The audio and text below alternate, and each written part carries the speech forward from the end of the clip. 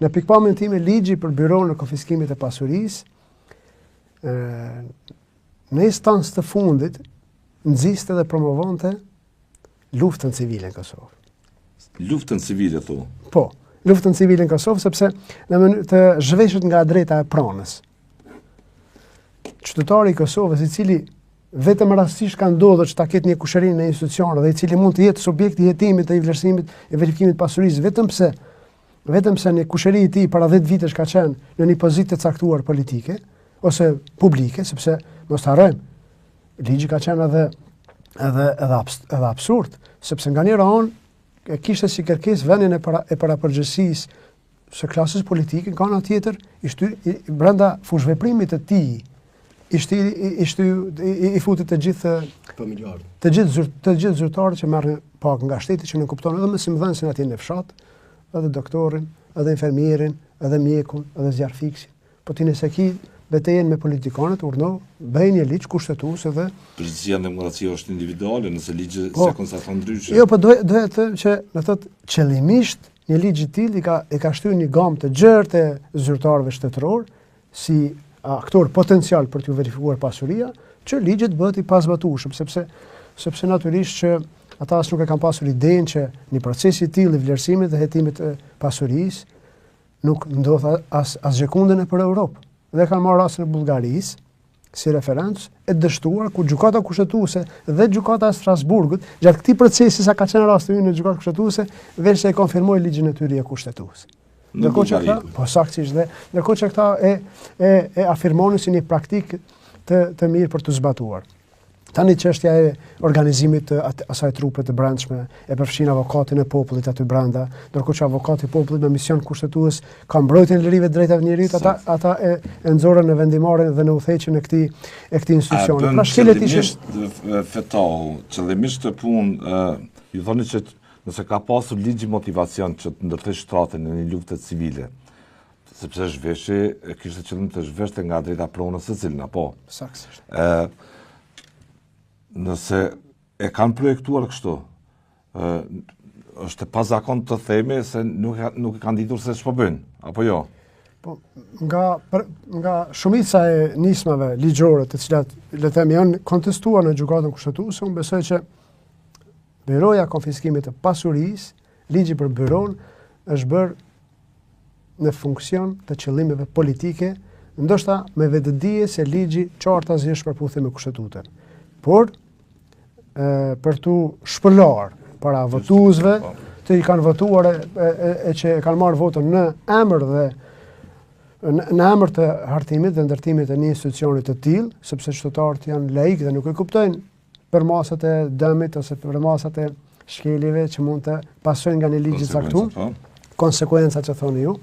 Ata e kanë bërë një ligj të tillë vetëm për tu viktimizuar, për të nxjerrë pengesë tani gjykatën kushtetuese opozitin, sepse nuk po lejojnë këta ta bëjmë një ligj të tillë, ndërkohë që asnjëherë, siç e tha dhe zoti Kasolli, nuk e morën mundin që të më sfidojnë mua, nëse unë jam parashtrues i rastit. Ju kanë sfiduar ndonjëherë juve? Asnjëherë. Në aspektin profesional. Profesional. Jo, asnjëherë. A i keni ftuar ndonjëherë në debate si zonin Haxhiu të tjerët, që të ballafaqohen me argumenta? Zoni Haxhiu nuk është në nivelin tim për të trajtuar këtë temë. Ajo është politikane. Unë të thotë në këtë pikpamje, unë pres nga ekspertët e saj të vinë më kundërbalancojnë pikpamjet e mia. Po të vinë te zoni Haxhiu me nuk është ajo në nivelin tim të diskutimit. Tani unë s'po du ta as në vlerësoj as në çmoj. Po nuk është në kuptimin e proceseve të tilla, nuk kupton. Veçanësi as ti në politik. Jo, nuk jam. Je profesionist. Unë mendoj që këtu radha ose rendi i gjerave ka qenë që të prezantohet një nismë të tillë, të argumentohet në pikpamje profesionale pse është e qëndrueshme, të shtrohen kundër argumentet tona pse është e paqëndrueshme, dhe në fund të fundit të vlerësohet nga profesionistët, nga media, nga shoqëria civile, e në fund të fundit edhe nga gjykata kushtetuese. Por një gjë të tillë asnjëherë nuk e bën.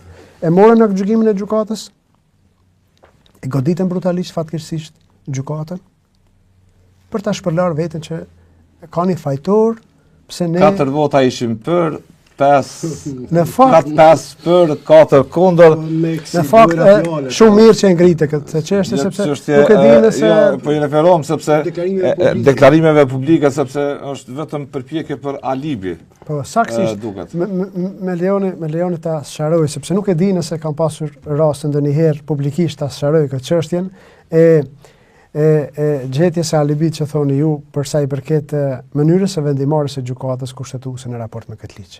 Në radhë të parë, do ta sqarojmë, i njëjti akt gjykimi në dispozitivin e tij e përcakton në mënyrë të qartë se gjykata një zëri pa të gjithë së bashku pa asnjë dallim.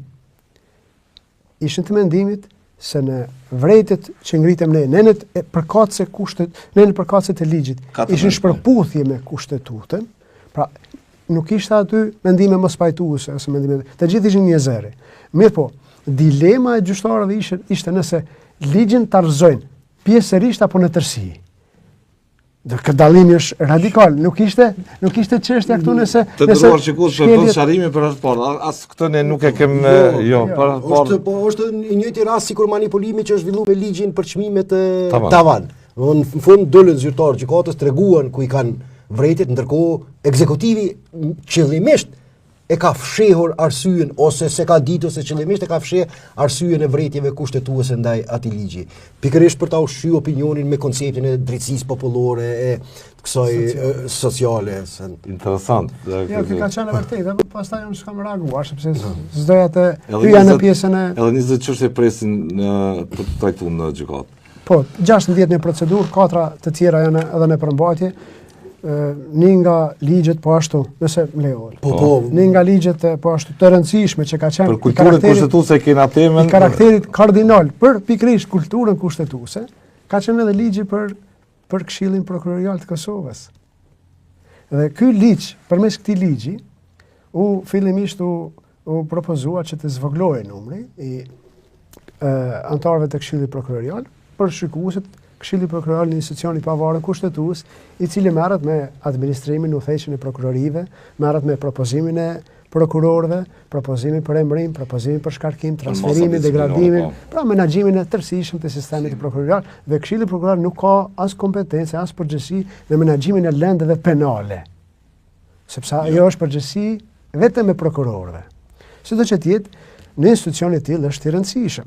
Shumë i rëndësishëm. Dhe në bazë edhe të kushtetues, pastaj akt gjykimeve plotësuese në raste të ndryshme, gjykata e trajtoi Këshillin Prokurorial si një institucion të pavarur, i cili nuk mund të i nënshtrohet, le themi, betejave politike ose publike rreth asaj se Ministria e Drejtësisë duhet të ketë ndikim në vendimarrjen e tij apo nuk duhet të ketë ndikim.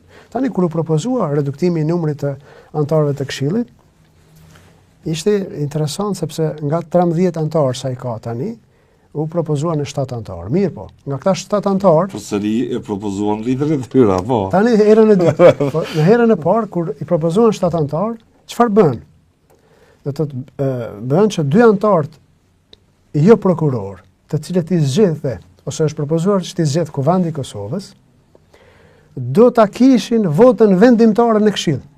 Meqense ata thonin në ligjin e tyre që pa pjesëmarrjen e anëtarëve jo politik në Këshill nuk mund të ketë as një vendim, as quorum të mbledhjes, as vendim për emërimin, shkarkimin, praktikisht politika merrte rol në Këshillin e pavarur. Pa votën e tyre.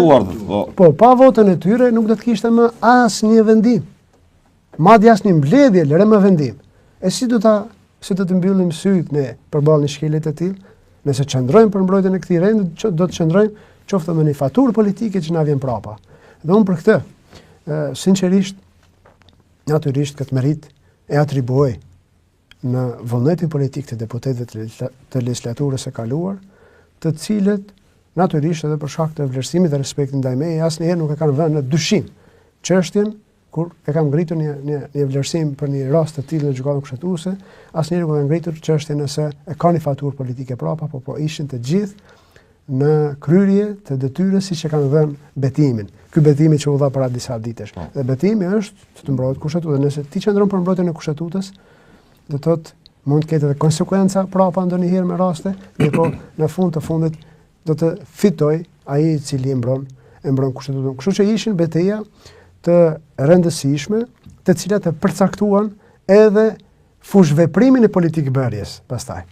Deri ku mund të shkoj politika me bërjen e ligjeve, sepse ndoshta zoti Kasolli e dinë edhe për shkak të përvojës së tij edhe në fushën teorike, kjo e drejta e gjykatës kushtetuese për të anuluar ligjet shpeshherë nxit debat. Nëse ligjin që miraton kuvendi ka të drejtë një trup me 9 anëtar ta anulojnë në tërësi. Ky është debat i cili ky është debat i cili në Amerikë në vitin 1807 është trajtuar. Jo, edhe sot është ka një debat i tillë ndërmjet administratës aktuale dhe vendimmarrjet. Vendimarrjet mirë, por çështja e anulimit të ligjeve ishte çështje problematike dhe se po e mohon vullnetin politik. Po e mohon vullnetin politik. Kush jeni ju gjyqtarët që të na mohoni vullnetin politik? Dhe këto debate fatmirësisht në shoqëritë perëndimore janë kaluar herët. Në Amerikë është rasti i njohur Marbury Madison, ku gjykata supreme atëherë anulon një ligj dhe për herë të parë vendos praktikën që gjykata mund të anulojë ligjet kur janë në shpërputhje me kushtetutën. Prandaj derisa demokracitë perëndimore kanë përfunduar këtë debat 200 vite më parë, kush jemi ne që e kontestojmë? A kuptoni? Prandaj është natyrisht, jo rastësisht, përgjegjësitë kushtetuese tani që i ka gjykata kushtetuese janë të atilla që të kontrollojnë, interpretojnë e kushtetutat dhe të kontrollojnë mënyrën e të ushtruarit të pushteteve, ndërthurjen e tyre të balancuara të ndara që të mos e mbizetrojnë njëra tjetrën.